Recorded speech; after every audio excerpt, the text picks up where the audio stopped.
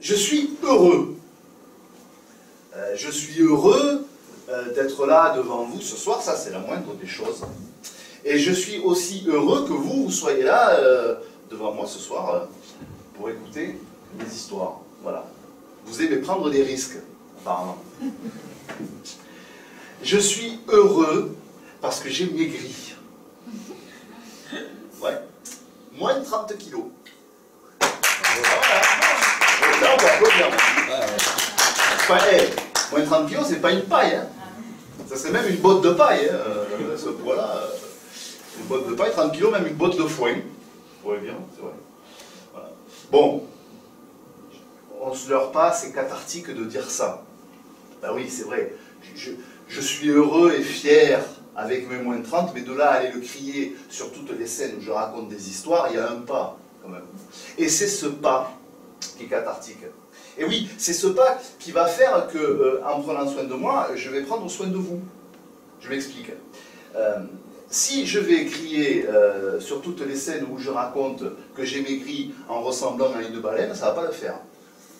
Alors la baleine est un choix très calculé, parce que la baleine est un animal qui, même gros, reste souple et élégant. Et même moi, gros, je suis souple et élégant. Voilà.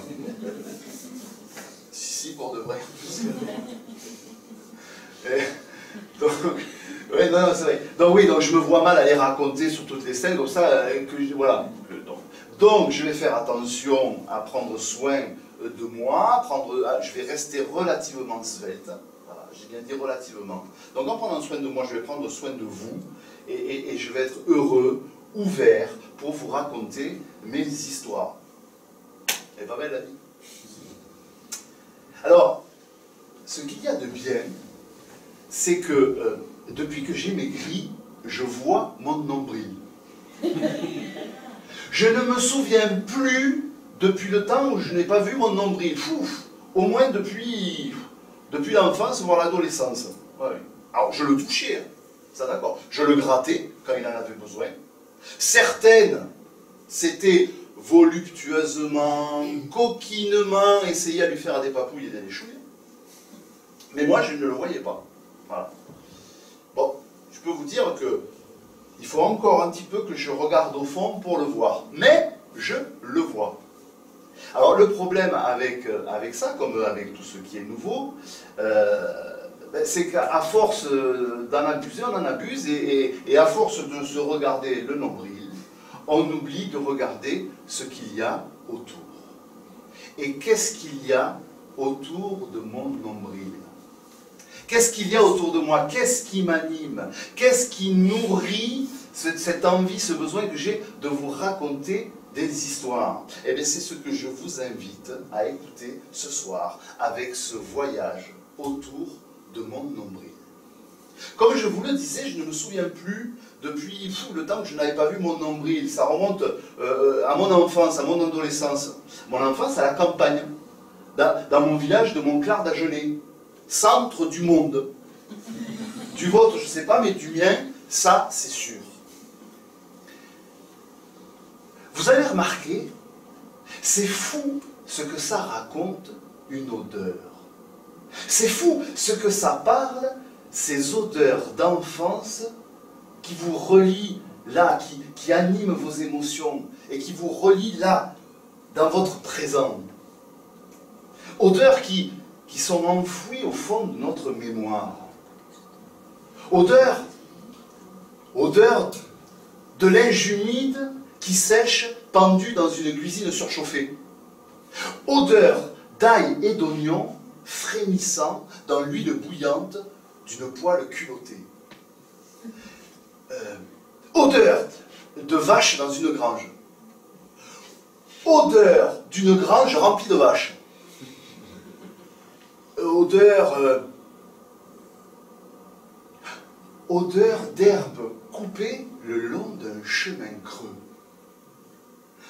Odeur de foin sec qui se mélange à l'odeur de la sueur du travail de mon père.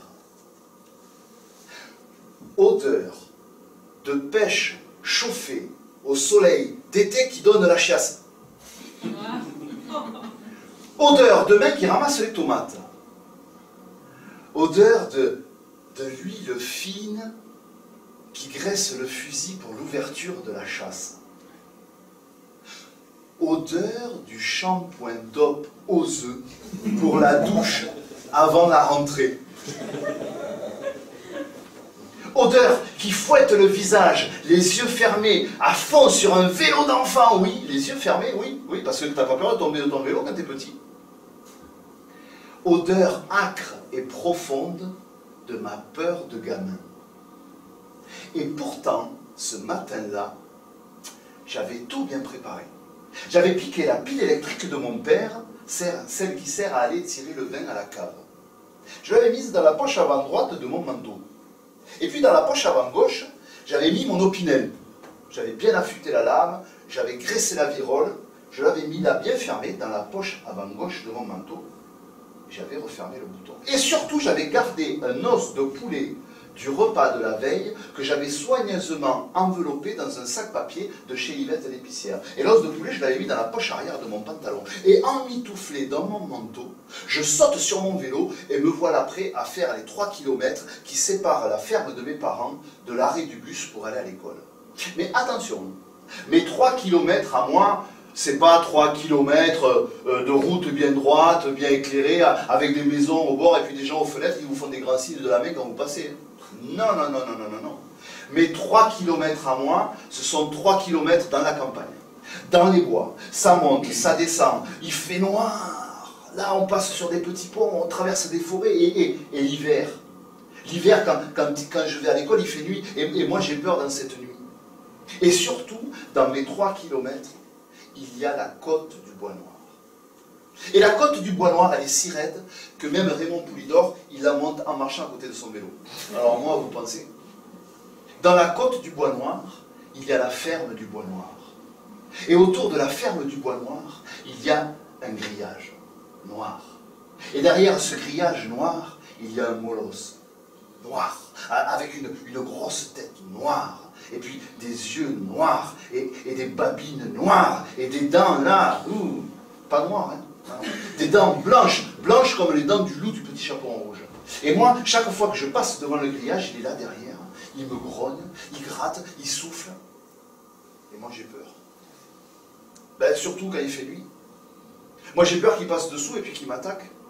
Alors ce que je fais, quand j'arrive en bas de la côte, je fais attention de ne pas faire de bruit. Je descends de mon vélo et puis je marche à côté du vélo comme une peau rouge. J'arrête même de respirer.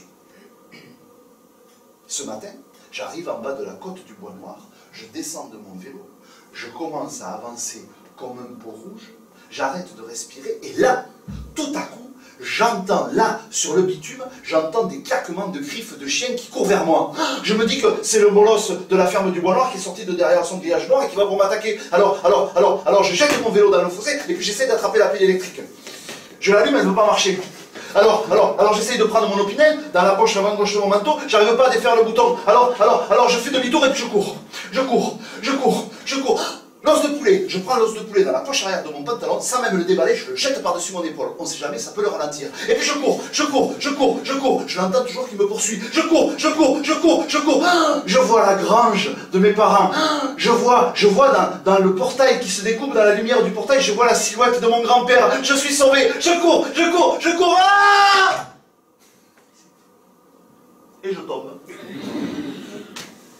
Je tombe là, avachi par terre, là, comme ça, dans l'herbe humide. Et là, je sens 2 grosses pattes qui se posent sur mes épaules. Et je sens un souffle chaud derrière ma tête.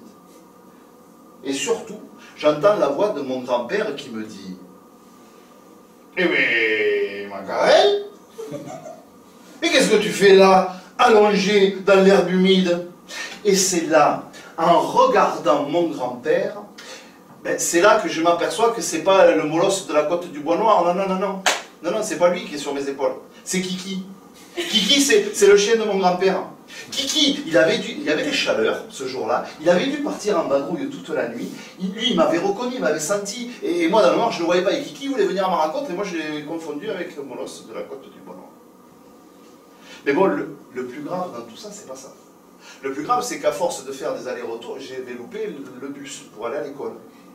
Et mon grand-père, Mon grand-père, il me dit, t'inquiète pas, je vais t'amener, moi, à l'arrêt du bus avec ma mobilette. Va chercher la mobilette dans le hangar. Et mon grand-père, quand il m'amène sur sa mobilette, il plie un sac de toile de jute en 4, il l'attache sur le porte-bagages avec un tendeur. Moi, ça me fait un petit coussin et je suis bien. Et ce matin-là, mon grand-père m'amène jusqu'à l'arrêt du bus. Et là, quand je suis installé dans le bus, par la fenêtre, je vois mon grand-père et je lui fais un signe de la main et je lui envoie un baiser. C'est la dernière fois que je l'ai vu, mon grand-père. Oui, parce que ce matin-là, quand il a redescendu la côte du Bois Noir, avec sa mobilette, ben, le molosse est sorti de dessous le grillage, il s'est mis la tête dans les rayons de la roue de sa mobilette et mon grand-père, il est tombé.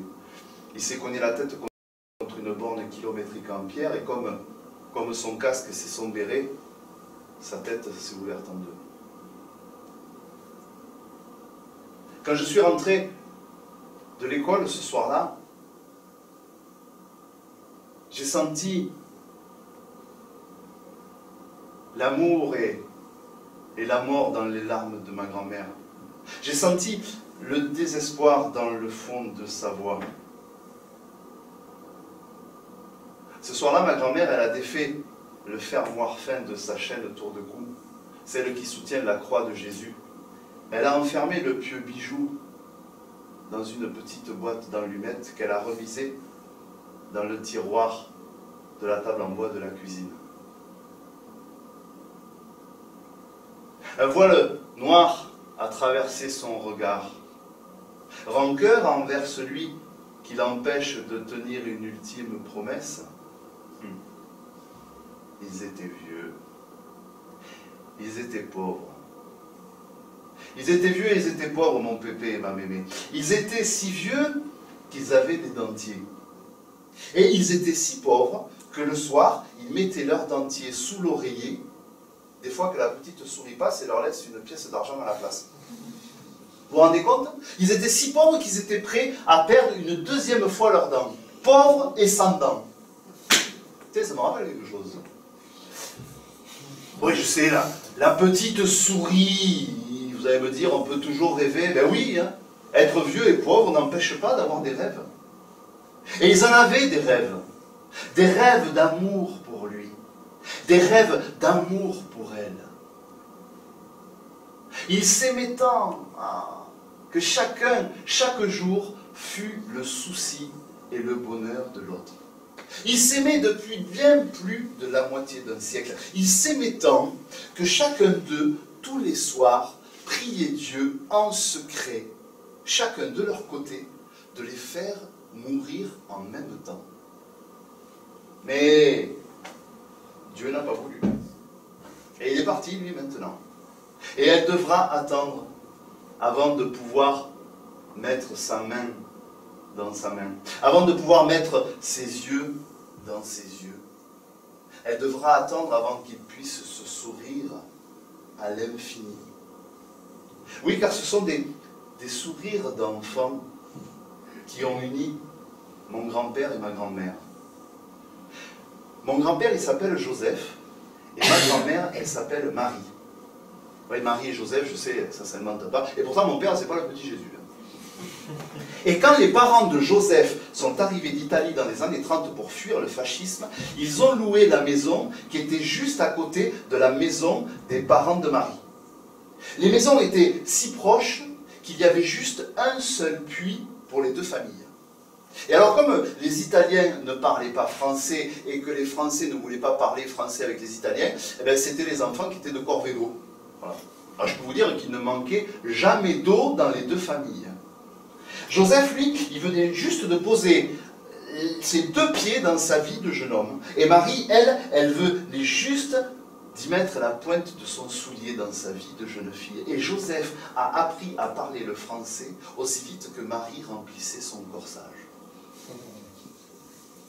Un matin, là, au bord du puits, Marie a regardé Joseph et elle lui a dit « Tu sais, Joseph, ma mère, ce matin, elle est partie aux commissions. Moi, j'ai le temps. J'ai pas besoin de revenir vite à la maison. Alors si tu veux, quand tu ramènes le seau d'eau chez toi, ben, sans faire exprès, tu pourrais le renverser, sans faire exprès. Et puis ta mère, ben, elle te renverrait chercher un nouveau seau d'eau. Et on aurait un peu plus de temps à passer ensemble. Alors Joseph a pris le seau d'eau, il l'a ramené chez lui, et sans faire exprès, bien sûr, il a renversé le seau dans la cuisine de sa mère lui a mis un soufflon, elle l'a renvoyé au puits chercher un nouveau seau d'eau, voilà, et c'est là.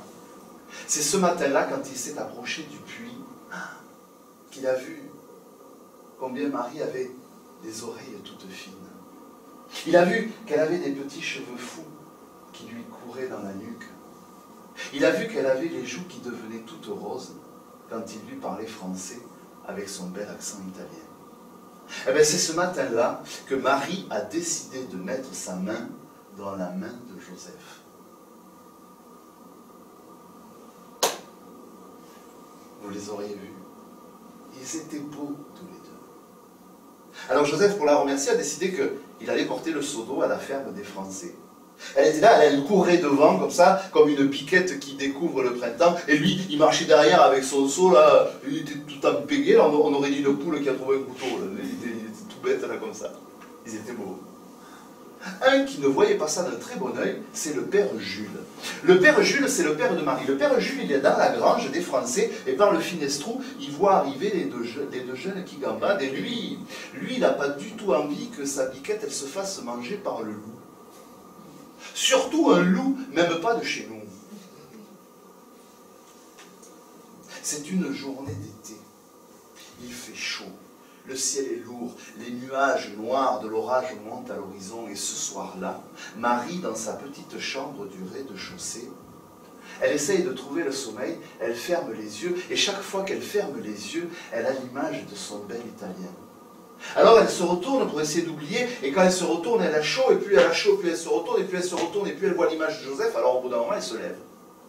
Elle s'approche de la fenêtre, et là, par la fenêtre, elle voit dans la grange des Italiens, elle voit la lampe tempête qui est posée sur le rebord du finestrou, parce que Joseph, ce soir-là, est dans la grange des Italiens, il est en train de veiller une vache qui va véler. C'est lui qui s'occupe de faire naître les petits veaux. Sa mère dit que c'est lui, la sage-femme des vaches. Et là, Marie, quand elle voit vaciller la flamme de la lampe tempête, elle le sent. Elle le sent ce soir-là. Elle le sent que c'est au fond d'elle. Elle le sent là que c'est ce soir et pas un autre soir. Alors Marie enjambe le rebord de la fenêtre de sa chambre, et au moment où elle va poser le pied dans la cour de la ferme, un éclair de l'orage zèbre l'horizon, et dans la lumière de l'éclair, Marie voit disposer, sous la fenêtre de sa chambre, elle voit disposer un épais tapis de balofes de maïs séchés. Vous savez ce que c'est les balofes de maïs? Ce sont ces feuilles-là qui entourent les panouilles, ces feuilles qui craquent et qui sèchent. Le père Jules, son père, a mis sous la fenêtre de la chambre de sa fille un épais tapis de balofes de maïs séchés. C'est s'il y en a un qui sort, l'autre qui rentre, ça me réveillera avec le bruit. Le malin, le grigou. Mais à malin, maline et demi. Marie va dans la cuisine, elle va chercher le seau d'eau, celui-là même que Joseph lui a porté dans l'après-midi. Et avec ce seau d'eau, elle mouille les balofes de maïs, qui ainsi humides deviennent muettes. Et là, Marie va rejoindre Joseph dans la grange des Italiens. Et là, dans ce petit nid de paille, qui sent si bon le foin coupé, Marie et Joseph,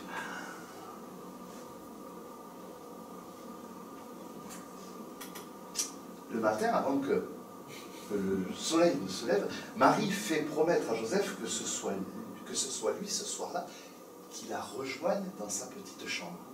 Et elle rentre chez elle comme une petite souris. Avant que le jour se lève, les balofes de maïs n'ont pas séché, ça ne fait pas de bruit, elle se met au lit. Un qui a bien dormi, c'est le père Jules. Le père Jules, lui, il n'a pas du tout entendu craquer les balofes de maïs, il est content, il se dit, bon, il ne s'est rien passé cette nuit. Je peux vous dire que la journée, elle a paru longue aux deux adolescents. Ah oui, il leur tardait que le soir arrive. Et le soir est arrivé. Et par précaution, le père Jules a remis un épais tapis de balofes de maïs sous la fenêtre de la chambre de sa fille. Il est monté se coucher. Et dans la nuit, il a été réveillé par le craquement des baloffs. Il a allumé sa bougie, il est descendu à fond, il a ouvert la porte de la chambre de sa fille, et oh malheur de malheur! Les deux jeunes gens enlacés à moitié nus dans le lit. En moins de temps qu'il n'en faut pour le dire, les deux jeunes furent promis, fiancés et mariés. Les Italiens ont appris à parler français, les Français ont parlé français avec les Italiens. Non mais oh oh oh, on est à la campagne ici, hein, on ne plaisante pas. Moi, ce que je me suis toujours demandé, c'est si Marie, ma grand-mère, elle avait fait exprès d'oublier de parler des baloffs de maïs à son bel Italien. Avouez que si c'est le cas, elle a de la suite dans les idées, ma mémé. Voilà ce qui m'anime. Voilà ce qui nourrit cette envie, ce besoin que j'ai de vous raconter des histoires. Oui, je dis ce besoin car je suis convaincu que raconter des histoires est quelque chose que l'on ne peut pas combattre. Oui, les histoires sont des êtres vivants qui se posent sur l'épaule du conteur qui veut les raconter. Et oui, elles se posent là, et elles attendent le bon moment pour sortir, pour prendre leur envol. C'est comme ça que les histoires ont traversé les temps, les continents, les mers, les océans, et qu'elles nous viennent comme ça, les guerres, les famines, elles nous viennent du fond des temps.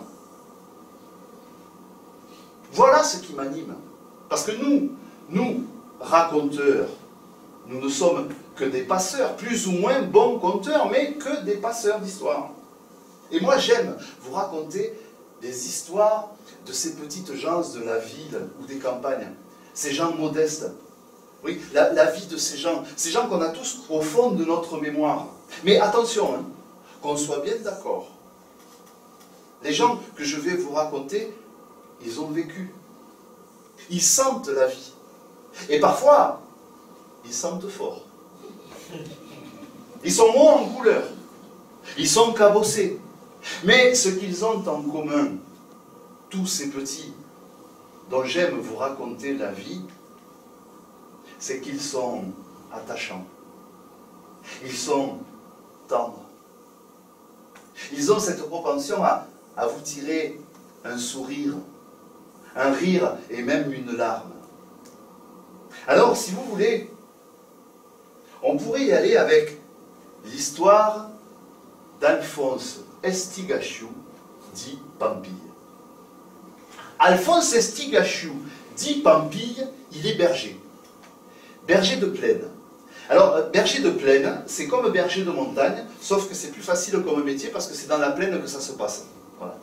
Alors, Alphonse Estigaciu, dit Pampille, question look de berger, c'est classique, hein, il a un béret sur la tête, une gitane maïs au coin des lèvres, mal rasé, une salopette trouée, une chemise à carreaux style agrilotte, vous voyez, agrilotte ça va, ça vous parle.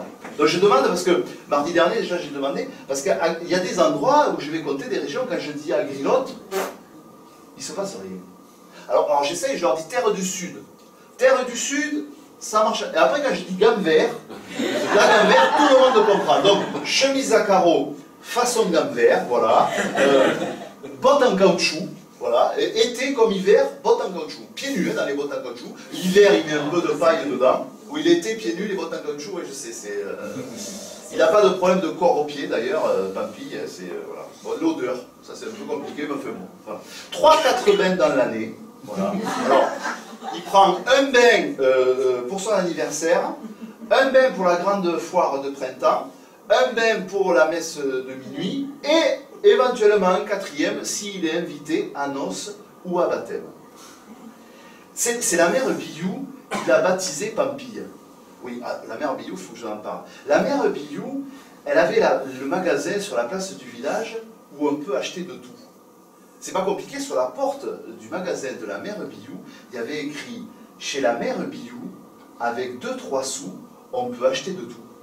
Et c'est vrai qu'on pouvait acheter de tout hein, chez la mère Biou. On pouvait acheter du fil à pêche, des boutons, des robes de mariée, des jouets, qu'est-ce qu'on pouvait acheter encore? Il y a même une année, elle a vendu de l'essence. Vous voyez, on pouvait acheter des pâtisseries, des bonbons, de la vaisselle, enfin de tout. Chez la mère Biou, on pouvait acheter de tout. C'est pas compliqué. Quand on poussait la porte du du magasin de la mère Biou, ça faisait sonner la cloche comme ça, et là on arrivait sur le mur à droite, il y avait un grand mur d'étagères comme ça, il y avait un long comptoir sur la gauche avec des bocaux à bonbons qui étaient posés dessus, au fond une porte qui débouchait sur un grand couloir, au fond duquel, invariablement, en claudiquant, en s'essuyant la bouche avec un torchon sale, arrivait la mère Biou.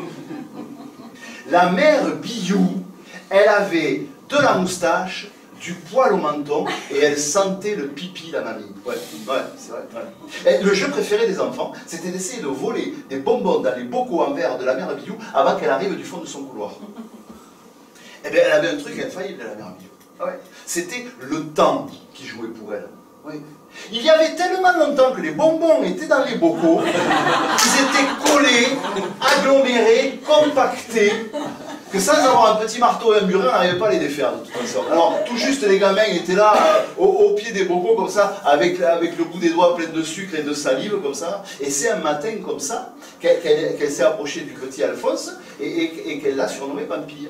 Elle s'est approchée de lui, elle l'a attrapé, elle a fait ah, elle l'a attrapé par l'oreille comme ça. Elle a fait ah, le petit garnement. Il était là, lui, avec les mains pleines de sucre et de salive comme ça. Regardez-le, il a les lobes d'oreilles tellement longs qu'on dirait des pampilles. D'autres les tiraient souvent les oreilles. Tu dois en faire des bêtises, oui, toi. Petit Alphonse dit, mais Madame Biou, qu'est-ce que c'est des pampilles? Des pampilles. Tu vois le lustre au plafond? Tu vois les breloques en verre qui pendent? Eh bien, c'est ça, des pampilles. Comme ça, lui tirant l'oreille. Vous voyez à quoi ça tient, un surnom? Bon, enfin, je ne vais pas vous raconter la vie de Pampille. Non, je voudrais juste vous en raconter une journée. Une journée particulière. La journée où il a été invité au mariage de Janine, sa petite cousine. Alors ce matin-là, bien sûr, noces, donc il avait pris un bain. Comment vous dire? Pour les banquets, Pampille, il a un remède infaillible. C'est un copain de régiment qui lui a enseigné. Le matin, au lever, à jeun, tu t'enfiles un grand verre d'huile d'olive, première pression à froid. Et là, mon porc, avec l'estomac tapissé d'huile d'olive, tu peux attaquer le marathon de la picole et de la boustifaille, t'es tranquille, tu risques rien. Eh bien, c'est que ça a marché. Au début.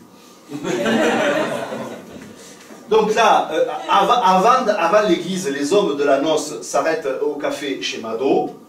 Et là, bon, pour le petit déjeuner, donc rillette, blanc sec, rillette, blanc sec, rillette, rillette à l'ail, rillette, blanc sec, et mon Pampille, l'estomac tapissé de l'huile d'olive, impeccable.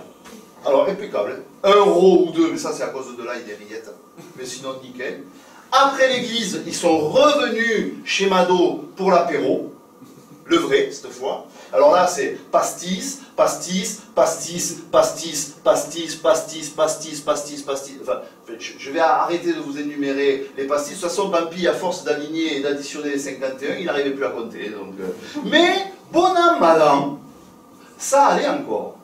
Donc je crois que la bêtise qu'il a fait Pampille, c'est qu'avant de passer à la table du banquet, il est descendu en cuisine pour s'enfiler un autre verre d'huile d'olive. Je ne sais pas si c'est parce que c'était pas la même marque, ou si c'est parce que c'était de l'espagnol frelaté, je ne sais pas quoi. Elle lui a pas fait du bien cette huile d'olive. Oh, surtout après le tourin, tu sais, avec l'ail dessus comme ça, et puis les œufs dedans. Oh, là, ça a commencé à tourner comme ça, à Pampille, et puis après il y a le saumon, oui, avec la mayonnaise dessus, et puis les œufs en décoration. Alors là, mon porc, là son estomac, alors Pampille, il a voulu, et c'est à ce moment-là qu'il y a un type de la famille du marié qui a décidé qu'entre les plats, on allait chanter. Et alors ils se prenaient tous par les bras, et vas-y que je te chante, et à gauche, et à droite, et à gauche, et à droite, et mon Pampille, et ça tournait, et le gigot avec les haricots blancs collés au fond du plat, et à gauche, et à droite, et à gauche, et à droite, et à gauche, et là mon Pampille, et l'estomac qui tournait, comme ça, qui tournait, et l'omelette norvégienne avec la meringue dessus flambée, vas-y on change de sens, et à droite, et à gauche, et à droite. droite. Et mon papy, il ne savait plus où il était. Alors, pour faire diversion, il s'est levé pour crier « Vive la mariée !» Et là, mon pauvre, c'est parti comme une fusée. Voilà, plein la mariée, mon pauvre. Elle en avait plein la tête, plein la robe, plein la coiffure, plein la figure. Elle avait du vomi partout. Elle avait même un bout de saumon qui lui palpait comme ça, enduit d'huile d'olive, mon pauvre. Alors, le papy, chaque fois, lui, il était là, l'air ahuri, qui se tournait vers quelqu'un, mon pauvre. Allez, une fusée, tous aux abris, tout le monde sous les tables. Alors, le petit Jeanne, il a tiré une nappe, là, dans la table, il l'a emmitouflé dans la nappe, il l'a plaqué au sol. La belle-mère, elle a pris le soie champagne, elle a cloqué la tête dedans, et là, ça s'est enfin arrêté. Dans un dernier rot, un ultime soubresaut, Pampille s'est endormi. Ah, je peux vous dire que ça a jeté un froid sur la noce. On en parle encore d'ailleurs du mariage de Janine. C'est pour vous dire au village. Je vous l'avais dit, hein, que ça ne sentirait pas toujours la rose. Hein. Ça, je vous avais prévenu, je ne vous ai pas pris en traître. Voilà. Il y en a même qui disent oui, David, avec ses histoires, ça va, ça commence à bien. De toute façon, ce n'est pas mes histoires. Ce sont des histoires de vie, de gens qui peuplent nos vies. Voilà, c'est ça, c'est vrai. Hein. Bon, c'est pas du merveilleux, je vous l'accorde. Du merveilleux, je peux en raconter. Je sais en raconter du merveilleux. Mais là tout de suite, j'avais envie de vous raconter Suzanne. Suzanne, ma Suzanne. Notre Suzanne, votre Suzanne. L'histoire de cette femme que j'ai rencontrée par un après-midi d'hiver ensoleillé dans les petites ruelles du village d'Issijac, à 2 pas de mon centre du monde. Elle était là, Suzanne, gravée sur une plaque de rue. Elle a planté ses griffes d'histoire qui fait mal sur mon épaule de conteur gros et fatigué. Et elle m'a donné la lourde tâche de la raconter et de la faire vivre. Alors je vais vous la donner, l'histoire de Suzanne. Promis, juré, je vais vous la donner, mais pas tout de suite. Non, avant, pour alléger un peu l'atmosphère, je vais vous raconter un conte merveilleux. C'est l'histoire d'un petit bonhomme tout gris, tout rabougri. Et ce petit bonhomme tout gris, tout rabougri, il a pris toute la lumière du monde, il l'a enfermé dans une petite boîte. Et cette petite boîte, il l'a enfermée dans une boîte un peu plus grande. Cette boîte un peu plus grande, il l'a enfermée dans une boîte encore plus grande. Cette boîte encore plus grande, il l'a enfermée dans une grande boîte. Cette grande boîte, il l'a enfermée dans une très grande boîte. Cette très grande boîte, il l'a enfermée dans un grand coffre. Chlunk. Et il a dit, elle est à moi toute la lumière du monde. Elle est à moi et à personne d'autre. Vous savez pas pourquoi il a fait ça, le petit bonhomme tout gris, tout rabougri? Vous savez pas. Il a fait ça parce qu'il a une fille. Et il a dit qu'il ne voulait pas savoir et voir si sa fille, elle était jolie. Il disait que de savoir et voir si sa fille, elle était jolie, ça lui causerait du souci. Et il disait que de savoir et voir si sa fille, elle n'était pas jolie, ça lui causerait du souci aussi. Donc il a pris toute la lumière du monde, il l'a enfermée dans une petite boîte. Mon histoire pourrait s'arrêter là. Sauf que mon histoire, c'est aussi l'histoire du grand corbeau noir. Et le grand corbeau noir, il est là, il marche dans le noir, il marche dans la forêt, il se cogne contre les rochers, il se cogne contre les troncs d'arbres, il fait « Ah, ah, ah, j'en ai marre de tout ce noir, j'en ai marre de tout ce noir !» On dit que c'est depuis ce jour-là que les corbeaux font « Gouin, gouin, gouin !» Et là, le corbeau, il se cogne la tête contre la porte en bois de la maison du petit bonhomme tout gris, tout rabougri. Et là, son oreille collée contre la porte en bois, il entend « Elle est à moi, toute la lumière du monde. Elle est à moi et à personne d'autre. » Le corbeau se dit « Mais pourquoi elle ne serait pas à moi ?» Alors le corbeau essaie de rentrer dans la maison, elle est fermée à clé. Alors il se dit « Je vais attendre à l'extérieur. » Alors il s'appuie dans le noir contre un tronc d'arbre et il attend.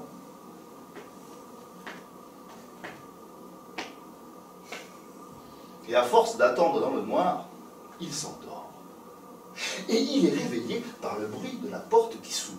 C'est la jeune fille du petit bonhomme tout gris, tout rabougri, qui descend dans le noir jusqu'à la rivière avec sa cruche pour aller chercher de l'eau. Et là, le corbeau, il la suit. Et ce que je ne vous ai pas dit, c'est que le corbeau, il est un peu magicien. Et alors, grâce à sa magie, il s'est transformé en un petit grain de sable qui est tombé dans l'eau juste au moment où la jeune fille, elle passait sa cruche dans l'eau et le grain de sable, il est allé dans la cruche pleine d'eau.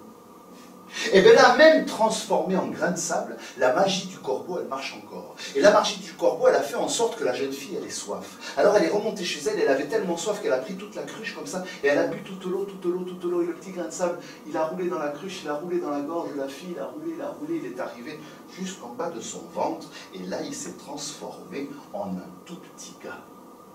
Et le tout petit gars, il s'est assis dans le ventre de la jeune fille, le temps est passé. Et le petit gars, il a grandi, et le ventre de la jeune fille, il a grossi. Mais personne ne s'en apercevait, car il faisait tout noir.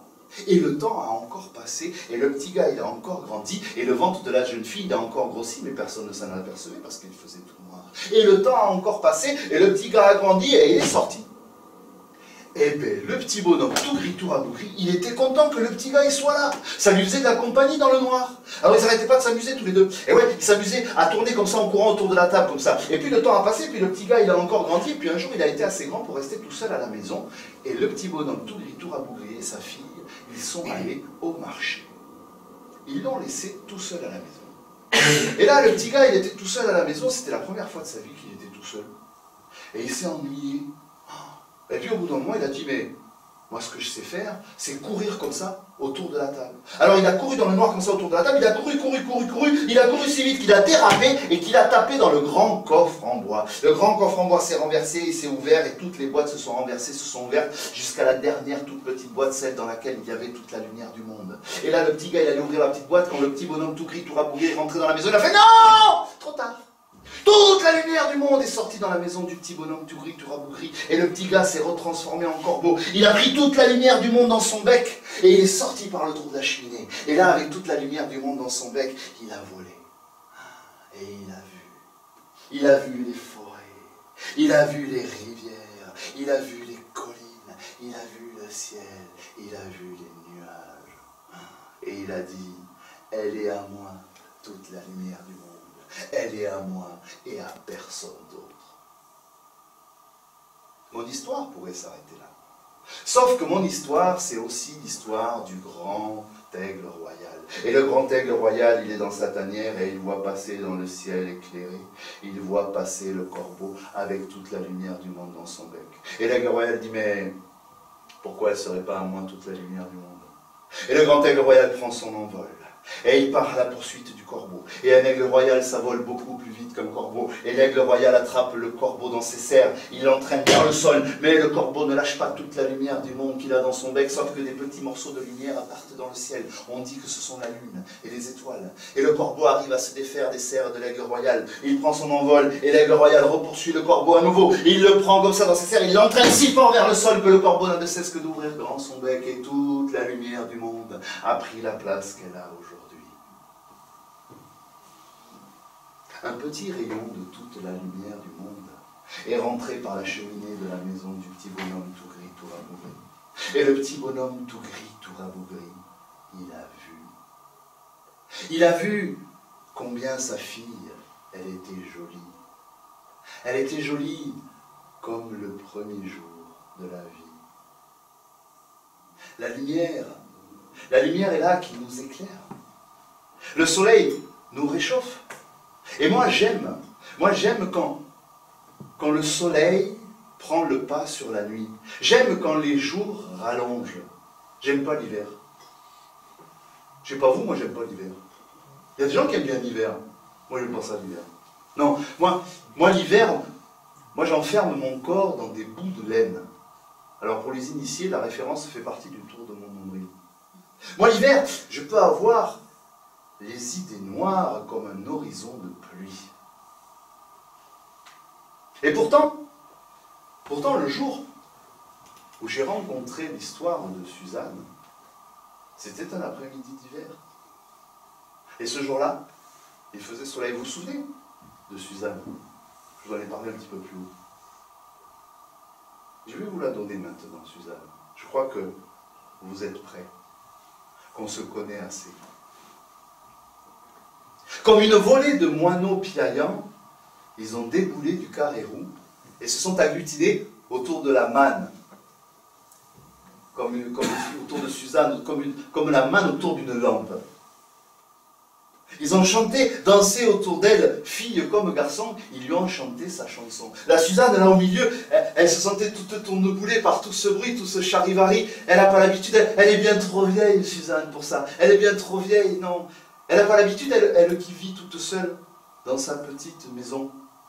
Seule dans la petite cuisine de sa petite maison, sur la petite place de ce tout petit village.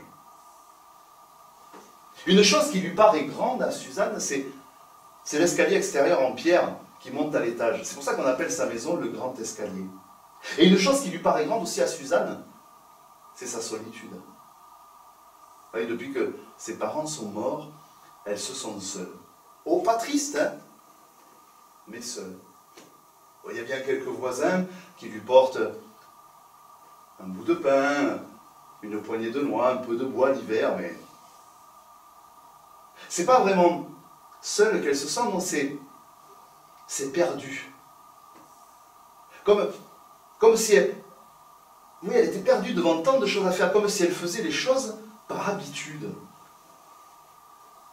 Le matin, sortir de son vieux fauteuil de paille crevé qui lui sert de chambre et de refuge.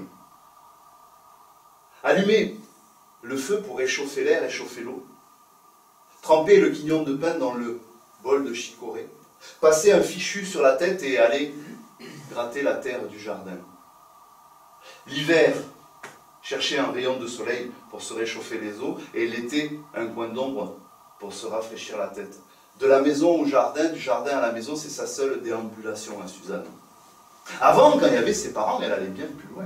Mais ça, c'était avant, quand il y avait ses parents. Avant, quand il y avait ses parents, elle allait jusqu'à l'autre bout de la commune pour cultiver les champs. Mais depuis que les vieux sont morts, sa déambulation s'est ratatinée entre la maison et le jardinet. Avant, quand il y avait ses parents, elle savait ce qu'elle devait faire. Elle n'était pas perdue devant tant de décisions à prendre. De toute façon, elle n'avait rien à décider. Le vieux décidait pour elle. Et puis, décider, c'est pour ceux qui sont allés à l'école. Et Suzanne, elle n'est jamais allée à l'école. Non, elle a fait que passer devant tous les jours en allant cultiver les champs. Son père lui a toujours dit que pour cultiver la terre, elle n'avait pas besoin d'aller à l'école, que tout ce qu'elle devait savoir, il le lui apprendrait, lui. Et il ne rigolait pas, le vieux. Personne ne rigolait chez elle. Ni le vieux, ni la vieille, ni elle. C'est comme de réfléchir, personne ne lui a appris. Personne ne lui a appris ni à lire, ni à écrire, ni à compter, ni à rire, ni à réfléchir. Non, Suzanne, ce qu'elle savait faire, c'était bêcher, sarcler, tailler, atteler la charrue à la paire de bœufs. Ouais. Et la paire de bœufs, tiens, justement, parlons-en. Le bien le plus précieux du vieux.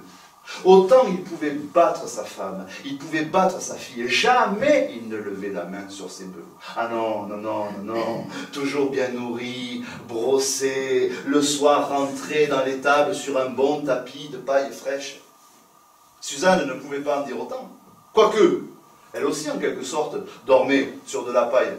Ben oui, sur la vieille paille crevée de son vieux fauteuil là dans la cuisine. Elle n'a jamais eu de lit, Suzanne. Non, jamais de lit, jamais de chambre. Non, non. Toujours, depuis toute petite, elle a dormi sur ce fauteuil de paille.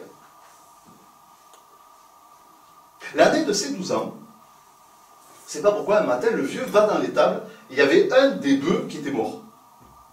Eh bien, c'est la seule fois, et la première fois, qu'elle a vu pleurer son père. Oh, pas grand-chose. Juste une larme. Et le lendemain matin, au champ, le vieux a attelé Suzanne à la charrue à côté de l'autre bœuf. Et Suzanne, elle a tiré la charrue à côté de l'autre bœuf. Pendant des années, elle a tiré la charrue à côté de l'autre bœuf. Et c'est cette année-là, l'année de ses 12 ans, qu'une nuit, le vieux, il lui est monté dessus. Elle n'a pas compris ce qui lui est arrivé, Suzanne. Non, elle n'a pas compris ce qui lui est arrivé.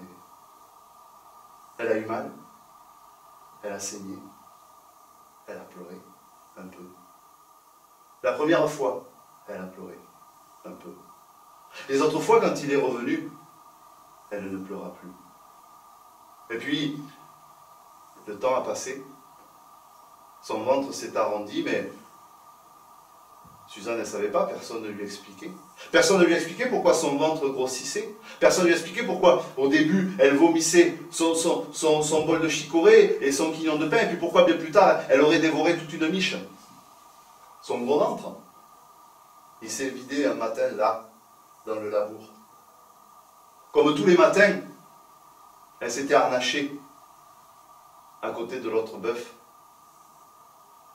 Son père a gueulé un ordre entre ses dents pourries. Il y a la carne! Et Suzanne, elle a tiré de toutes ses forces sur les lanières de cuir. Et ça lui a fait un mal terrible. Ça lui a coulé entre les jambes, ça lui a porté la culotte et c'est tombé là, dans la terre mouillée, tout petit, tout bleu, tout mort.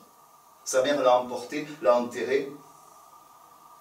Suzanne, elle n'a jamais vraiment su ce que c'était. Le vieux a gueulé un ordre entre ses dents pourries. Il y a la carne! Et Suzanne, elle a tiré la charrue.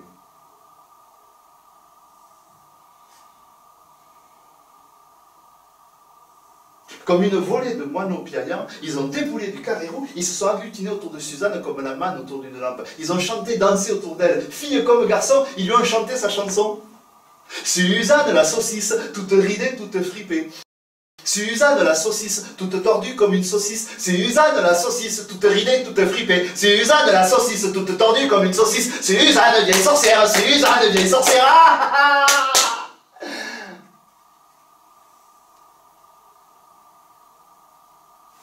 Elle leur en veut pas. C'est que des gosses. Suzanne, ce matin-là, elle a déambulé jusqu'à son jardinet.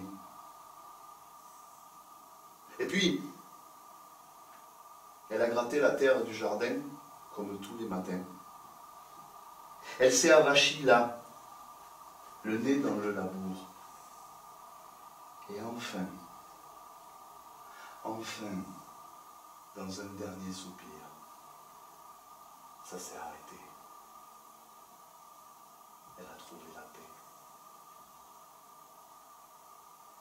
J'en sais rien, moi, si Dieu existe.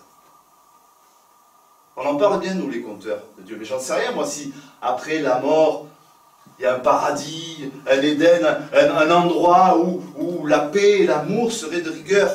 Mais dans toutes mes interrogations, ce que je souhaite, si un tel endroit existe, c'est que Suzanne, elle y soit. Elle y soit en bonne place. J'en sais rien, moi, si Dieu existe. On en parle, nous, les conteurs, des créateurs de monde, des inventeurs de l'homme et de la femme, ou de la femme et de l'homme. Oui, l'ordre dans lequel l'homme et la femme ont été inventés n'est pas très clair dans le répertoire des conteurs. Qui, de l'homme ou de la femme, est le plus intelligent, le mieux fini, le plus abouti, reste encore à déterminer. Pourtant, des contes facétieux aux contes d'origine, il y a la place de trouver. Et moi-même, j'ai un conte et j'ai ma version des faits. Version que je vais m'empresser de vous donner. Au tout début, du tout début, quand le monde était tout neuf, à peine sorti de l'œuf, l'homme était seul sur la terre. Alors ces créateurs lui avaient fourni une faune et une flore exceptionnelles. Il y avait des arbres, il y avait des palmiers, il y avait des fleurs, il y avait de l'herbe, de la pelouse, des fougères, il y avait des animaux sauvages, des insectes, des serpents, il y avait des batraciens, il y avait des animaux domestiques, il y avait la mer, il y avait l'horizon, et pourtant, l'homme était seul sur la terre et il s'ennuyait. Et quand je vous dis qu'il s'ennuyait, c'est qu'il s'ennuyait vraiment. Alors ces créateurs, quand ils ont vu ça, ils ont décidé d'inventer la femme. Alors comment ils s'y sont pris, je vais vous le raconter, et comment l'homme et la femme se sont rencontrés, je vais aussi vous le raconter. C'est un matin de printemps. L'homme est assis sur une souche d'arbre, il est en train de prendre son petit déjeuner, c'est-à-dire qu'il a sur la main une tartine de pain qu'il a fait avec la farine de son blé. Dessus, il a mis une tranche de fromage qu'il a fait avec le lait de ses chèvres et un filet d'huile d'olive qu'il a fait avec les olives de ses oliviers. Il est là, c'est beau, le ciel est bleu, la mer est d'huile. Et il s'ennuie. Mais alors, et tout d'un coup, son attention est attirée par un chant. Ah, un chant encore plus beau que le chant des oiseaux le matin. Un chant encore plus beau que le vent sur la cime des blés. Ce chant vient de la petite source là derrière. Alors l'homme se lève, il s'approche de la source, il tend son oreille vers le chant de la source, et le chant de la source rentre dans l'oreille de l'homme et descend dans son corps, ça va jusqu'au fond de son ventre, et là ça lui fait des petits papillons, ça lui fait tout chaud, ça lui fait tout bon, ça lui fait si chaud, ça lui fait si bon que l'homme s'allonge et il s'endort. Le lendemain matin, l'homme se réveille allongé sur l'herbe humide. Il n'a qu'une seule envie, il n'a qu'un seul besoin, il n'a qu'un seul désir. Il lui semble qu'il ne pourra plus vivre s'il n'entend pas chanter la source. La source est muette. Alors là, comment faire? Et l'homme, il ne sait pas comment faire. Et au comble du désespoir, l'homme se met à pleurer. Et à peine 2 larmes ont coulé de ses yeux que le chant de la source repart. Alors l'homme tend son oreille vers le chant de la source, et le chant de la source rentre dans l'oreille de l'homme, descend dans son corps, ça va au fond de son ventre, ça lui fait des petits papillons, ça lui fait chaud, ça lui fait bon, ça lui fait si chaud, ça lui fait si bon que l'homme s'allonge et s'endort. Le lendemain matin, l'homme se réveille allongé sur l'herbe humide et, comme le jour d'avant, il n'a qu'un seul besoin, qu'un seul désir, qu'une seule envie. Ça lui paraît invivable autrement, c'est d'entendre chanter la source. Mais la source, elle, comme le jour d'avant, elle est muette. Alors l'homme, il se dit, mais moi, je sais. Et l'homme se met à pleurer. Mais la source, elle ne se met pas à chanter. Alors l'homme, pour la première fois de sa vie, il a été obligé de réfléchir à ce qui était bon pour lui. Si j'implorais la source de chanter. Alors l'homme s'est mis à genoux devant la source, il a imploré la source de chanter. Mais la source est restée muette. Mais le fait d'implorer la source de chanter, ça lui a fait du bien. Si j'implorais la source de chanter en employant les plus jolis mots que je connais. Alors il s'est agenouillé, il a imploré la source de chanter en employant les plus jolis mots qu'il connaît. La source ne s'est pas remise à chanter, mais ça lui a fait du bien. Alors, si j'implorais la source de chanter en employant les plus jolis mots que je connais, et si ces mots, je les faisais rimer. Alors l'homme a imploré la source de chanter en employant les plus jolis mots qu'il connaît. Ces mots, il les a fait rimer. Ah, la source est restée muette, mais qu'est-ce que ça lui a fait du bien de faire ça? Si j'implorais la source de chanter en employant les plus jolis mots que je connais, si ces mots, je les faisais rimer, je les mettais en musique. Alors l'homme a imploré la source de chanter en employant les plus jolis mots qu'il connaît. Ces mots, il les a fait rimer, il les a mis en musique et ça lui a fait du bien et la source s'est mise à chanter. Alors l'homme a approché son oreille de la source et le chant de la source est rentré dans l'oreille et dans le corps de l'homme et l'eau de la source est devenue rouge comme le sang. Et le ruisseau qui coule de la source est devenu rouge comme le sang. Et là, dans le sable du fond du ruisseau qui était rouge comme le sang, est apparue une forme. Une forme qui ressemble à l'homme mais qui est tellement différente.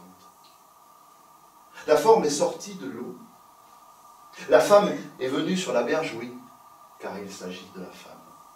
La femme s'est approchée de l'homme. Elle a regardé l'homme dans les yeux. Et la femme s'est mise à chanter. Et l'homme s'est mis à pleurer. Et pour la toute première fois, mesdames et messieurs, pour la toute première fois dans l'histoire de l'humanité, l'homme et la femme se sont aimés. Et de cet amour, nous sommes tous nés. Tous autant que nous sommes. Tous pour que moi je puisse vous raconter des histoires. Tous pour nourrir ces histoires. Vous savez, les histoires que j'aime vous raconter, même s'il y en a certaines où il faut se boucher le nez. Et bien justement, le hasard. Une histoire à laquelle il faut se boucher le nez, j'en ai une à vous raconter. Vous la voulez? Oui. C'est l'histoire d'un carton. Un carton, tout ce qu'il y a de plus carton. Double face alvéolée, marron carton. 70 cm de long, 40 de large, 35 de haut, 2 trous pour les poignets, un carton, quoi. Ce qu'il a de particulier, peut-être notre carton, c'est qu'il a fait un très long voyage pour venir jusque dans notre histoire. Il est parti de la Martinique avec à l'intérieur un régime de bananes.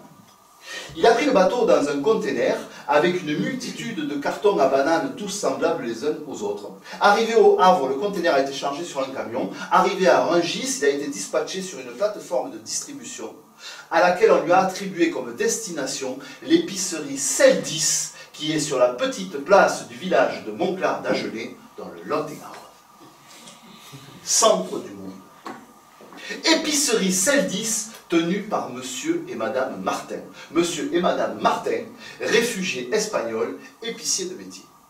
Monsieur Martin, après avoir vidé le carton de ses bananes et avoir mis celle-ci à l'étalage, prend notre carton et le pose sur le trottoir pour que celui-ci parte au rebut. Au même instant, arrive sur la place du village de Montclar d'Agenais, Pistole.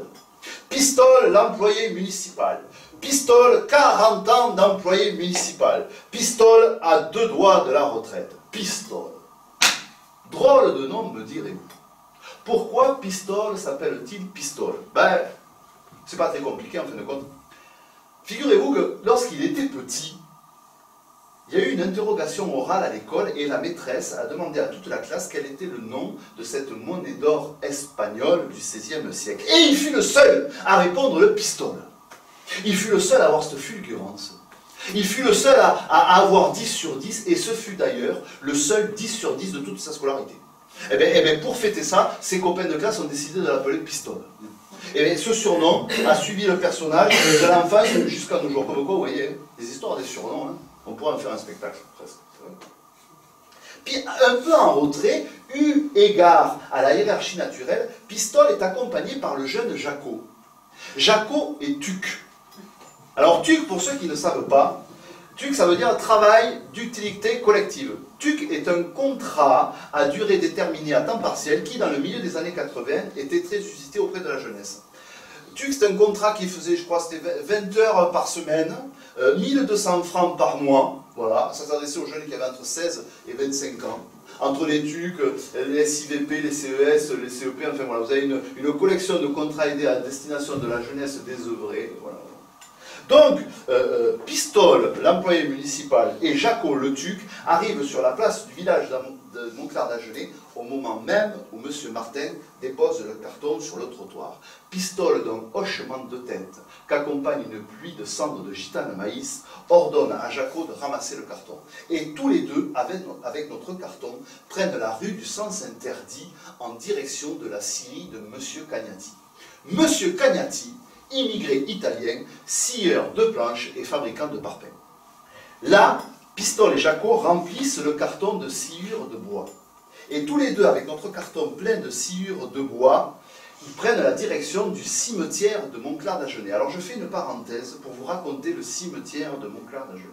Le cimetière de Montclar d'Agenais est tellement en pente, accroché à flanc de coteau, que je me demande comment par les jours de grande pluie, les tombes ne dévalent pas la pente pour aller jouer au Tetris contre le mur d'enceinte du banc. Tant et si bien que la mairie, il est impossible de descendre les allées de ce cimetière. Pour les personnes qui sont empêchées, c'est pas possible. Pour les vieux qui veulent aller se recueillir, impossible. Donc la mairie a mis en place un système de photographie agrandie, en couleur, sous cadre, gratuite, de la tombe en question, qui est offerte à la personne qui est empêchée, qui ne peut pas aller se recueillir, et que la personne pourra mettre sur le buffet de sa cuisine, accrochée au frigo, sur la table de nuit, et devant laquelle elle pourra se recueillir à loisir, sans être obligée de déballer la pente du cimetière de Montclar d'Agenais. Vous vous rendez compte? À Montclar d'Agenais, dans le milieu des années 80, on n'avait pas de cimetière à plat, mais on avait des idées quand même. Donc, Pistole et Jaco arrivent au cimetière ce matin-là avec notre carton rempli de cire de bois. Il faut que je vous dise que Pistole, sur la commune, fait office de cantonnier, de garde champêtre et de fossoyeur municipal. Et c'est en tant que fossoyeur municipal que ce matin, ils sont là tous les deux avec le carton rempli de sciure devant le cimetière. Alors, pourquoi la sciure de bois, me direz-vous? Eh bien, figurez-vous que c'est l'expérience de Pistole qui va parler. Figurez-vous que Augustine Bouissou est morte il y a quelques jours. Elle va être enterrée après-demain et il faut préparer le caveau de la famille Bouissou. Seulement voilà, Auguste Bouissou, le mari d'Augustine, a été enterré il y a 3 mois. On est en plein mois de juillet et Pistole, par expérience, sait très bien ce qu'ils vont trouver. Quand ils ouvrent le caveau, une odeur. Une odeur! Bouh! Le cercueil est posé là sur les ridelles de soutien et sous le cercueil, du jus. Eh bien oui, du jus, ben oui, du jus. Comment vous voulez que je l'appelle? Qu'est-ce que vous voulez que je vous dise? Du jus. Du jus d'Auguste Bouissou qui a été enterré il y a 3 mois. Et Auguste Bouissou, il a coulé. Et bien coulé. Alors, Pistole, de par son ancienneté, explique à Jaco comment faire pour aller ramasser le jus du père Bouissou qui a coulé sur le caveau. Voilà pourquoi le carton de sueur, vous avez compris. Donc, Pistole se met un bandana autour de la bouche et du nez à cause de l'odeur. Il se laisse glisser dans le fond du caveau. Pistole lui passe le carton rempli de sciure. Il lui explique de saupoudrer le fond du caveau avec le jus du père Bouissou de sciure pour que celle-ci s'imbibe du jus du cadavre du père Bouissou et qu'on puisse nettoyer tout ça. Pendant que la sciure s'imbibe du jus du père Bouissou, Pistole part à la petite remise du cimetière chercher une pelle et une balayette, une petite pelle en fer. Il revient, il passe la petite pelle et la balayette à Jaco. Voilà, la sciure a fait son effet, son ouvrage, son travail. Donc Jaco ramasse soigneusement toute la sciure de bois imbibée du jus du père Bouissou. Il met toute la sciure imbibée dans le carton. Voilà, le fond du caveau est propre. Jaco a chaud. Alors, il défait son bandana, il s'essuie le front et le visage, il met son bandana dans la poche arrière de son pantalon, il ramasse le carton pour le passer à Pistole, reste à l'extérieur, et c'est là, au moment où il soulève le carton, il s'aperçoit que le cul du carton est trempé, prêt à craquer. La fin de cette histoire, je ne vous la raconte pas, vous la connaissez. La seule chose que je vous dirai, c'est que Jaco, il avait la bouche ouverte. Et oui, à Montclar d'Agenais était réuni tout ce qu'il fallait pour la vie d'un enfant. Il y avait là toutes les briques qui m'ont construit. Tout était là, à fleur de peau, à fleur de sensation, à fleur d'émotion. Toutes les briques étaient là, les solides, comme les friables. Tout était là pour moi. Montclar d'Agenais, centre du monde.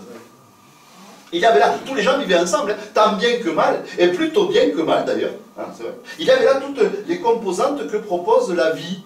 Voilà, la vie des gens, la vie de ces gens que j'aime vous raconter. Vous avez compris maintenant comment ça marche? Ces gens qu'on a dans le fond de notre mémoire. Et je ne peux pas vous parler de Montclar d'Agenais sans vous parler de Lune. Il s'appelle Pierre, mais tout le monde l'appelle Lune. Même qu'un jour, il y a un type qui lui a dit « Lune comme couillon de la lune ?» Non, lune parce que j'ai une tête toute ronde et que quand je ris, on dirait une lune, il a répondu. Il s'appelle Pierre, mais tout le monde l'appelle Lune, même les cons. Au foyer, Montclair, il aime Marie-Odile. Marie-Odile, elle aime faire des câlins à tout le monde et maintenant, elle lui fait des câlins et elle dort avec lui. Alors le mois dernier, il aimait Nadège. Mais Nadège, elle ne voulait plus dormir avec lui, donc maintenant c'est Marie-Odile qui dort avec lui. Au foyer Montclair, il y a 4 pavillons avec 5 chambres et une cuisine par pavillon. Et puis il y a le chien Bouboule aussi qu'il faut promener matin et soir. Le plus embêtant, quand il change d'amoureuse, c'est pour changer la photo dans le cadre. Alors là, il demande de l'aide à sa maman. Donc sa maman, elle le prend en photo avec la nouvelle amoureuse, elle sort l'ancienne photo du cadre, elle fait faire un tirage, elle met la nouvelle photo dans le cadre, et lui, il donne l'ancienne photo à l'ancienne amoureuse en souvenir. Ce qu'il aime bien faire quand il rentre du travail, c'est faire à la cuisine, au pavillon. Sauf les soirs où il doit promener Bouboule. Sinon, c'est lui qui fait la cuisine, comme au travail. Oui, il travaille dans un restaurant, avec 6 autres comme lui. Et c'est au restaurant qu'il a rencontré Marie-Odile. Elle est là, elle aimait bien faire des câlins à tout le monde, et quand elle lui a fait un câlin, il lui a dit « Je t'aime ». Au restaurant, il y a des vrais clients qui viennent manger à midi. Au restaurant, ils gagnent de l'argent. Et Michel, l'éducateur, toutes les semaines, il lui donne son argent, il le met dans le porte-monnaie, et avec, il va s'acheter ses magazines. Il va s'acheter un magazine avec les chanteurs, un magazine avec les programmes de télé, et le magazine de 30 millions d'amis. Et le reste de l'argent, sa mère le met sur un compte en banque, rien que pour lui. Quand au restaurant, au début, il était aux légumes. Le matin, il arrivait, il pelait, nettoyait, il préparait les légumes pour le service de midi.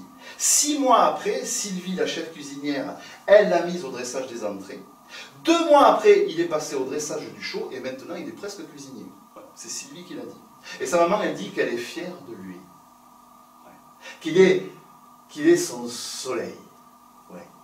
Lui qui déborde d'amour pour la vie. Elle déborde d'amour pour lui. Lui, il déborde d'amour pour la vie, sa vie. Le chien Bouboule, les magazines, Marie-Odile la nouvelle, Nadège l'ancienne, la cuisine, maman, la musique pour danser, et puis les câlins. Les câlins pour maman. Maman, elle dit qu'elle est fière de lui, qu'il est le soleil de sa vie. Ce soleil qui a failli ne jamais briller. 1972. Elle est ronde comme une lune, pleine de vie, épanouie.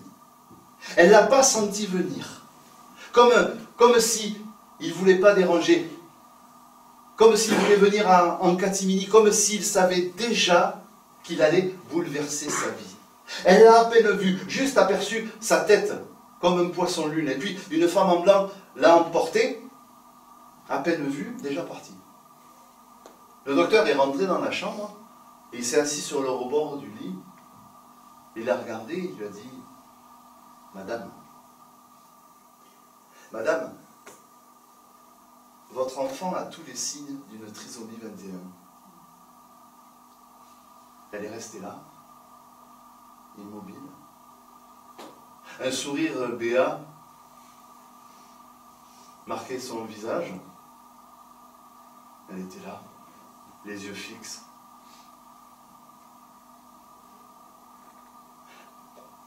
Madame, vous comprenez ce que je vous dis?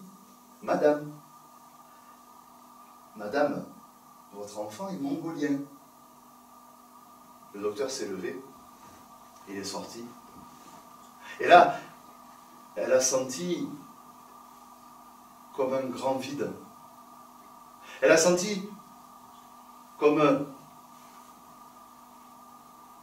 voile noir qui lui a traversé l'esprit.